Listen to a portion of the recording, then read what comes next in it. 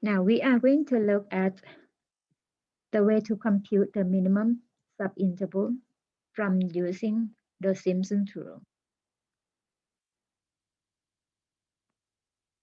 We call the n or the number of subintervals for the Simpson rule must be an even number because the formula is obtained from using every two subintervals to derive the formula.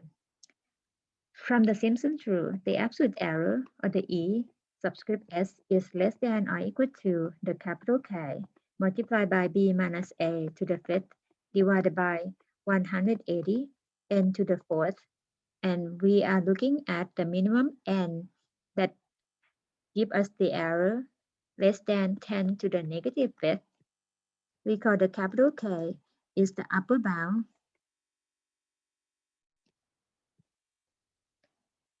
of the fourth derivative of the function on the interval 0, 1 or the intervals a and b. So from the capital K that we found is 4, we place it in the formula. Also a equals 0 and b equals 1. So 4 multiplied by 1 minus 0 to the fifth divided by 180 times n to the fourth less than 10 to the negative fifth, and then solve for n to the fourth. We have 4 over 180 on the left hand side and then less than 10 to the negative fifth of n to the fourth. Multiply both sides by 10 to the fifth to get n to the fourth greater than 4 and 180 reduced to be, let's say 1 over 45 multiplied by 10 to the fifth and compute the n, or we write it as n to the fourth greater than 10 to the fifth divided by 45.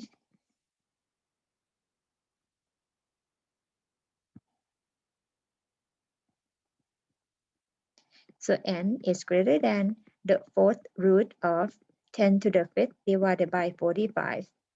Or the number comes out to be about 6.8. So the next number, the next integer or the lowest integer next to 6.8 should be 7. But recall the Simpson rule, the n must be an even number. So then the n minimum for the Simpson rule, it has to be the lowest even number that close to the 6.8, which is the value 8.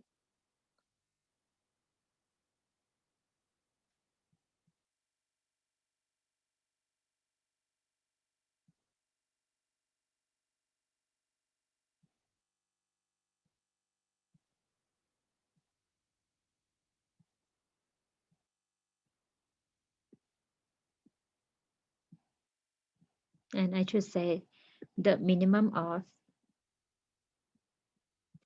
8 subintervals will be needed for Simpson's rule.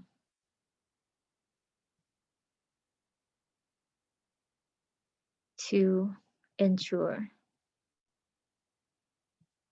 the absolute error to be less than 10 to the negative fifth.